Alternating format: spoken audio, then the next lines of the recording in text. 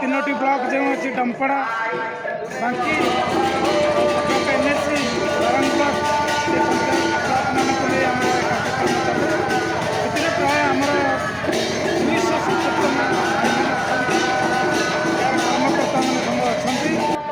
महाआनंद पर्व पालन हुए दल उपलक्षे। एमती केते दिन लगी रहिबो एई परंपरा? यही परंपरा प्राय आमर 16 दिन पर्यंत पालन हुए। प्राय 120 वर्षर अनुष्ठान आम बापा जगह अमल आम देखी आसु। ये बहुत पुरातन संस्था जहाँकि आज समस्त मन में आनंद उद्दीपना भरी रही। आज पंचदोल उपलक्षे बाहारा ग्राम होगी ग्रामवासी मान सहयोग समस्त उन्नयन कर्मकर्ता ये अनुष्ठान को महापुरुष तैयारी करते आम तो जानी आम पिलादिन आम देखी आसुचु ये अनुष्ठान ये भाव में चलुची जहाँकि त्रयोदशी ठार 12 पर्यंत रेगुलार दैनिक गोटे गोटे ग्राम में सब दल एकत्र हुंती ठाकुर भोग खाती नाम संकीर्तन मध्यम समस्त आनंद उत्साहित कर एमती केते दिन धरी लगी रहिबो? एमती ये त्रयोदशी ठार 12 पर्यंत दैनिक चली रही ये बंद हम ना ठाकुर भोग खाइबे प्रति जगार नाम संकीर्तन हम गायक मैंने गाइबे श्रोता मैंने शुणे ये समारोह दीर्घ दिन है चली पर्यटन चालू रही है यार गोटे किंवदंती अच्छी शास्त्र कहे लक्ष्य तो वामन दृष्टा पुनर्जन्म न विद्यते दोले च दोल गोविंदम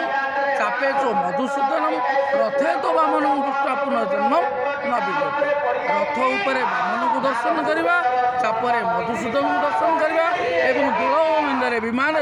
प्रभु दोल गोविंद को दर्शन कले पापमुक्त हुए। से आम अंचल ऊनविंश मंडल सांस्कृतिक परिषद माध्यम प्रत्येक ग्राम प्रत्येक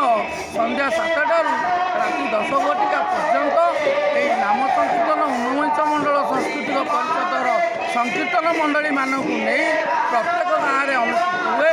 आज यही बाहर पंचदोल अवसर में ऊनविंश मंडल सांस्कृतिक परिषद प्रभु सिद्धेश्वर पीठर जो संकीर्तन चलुची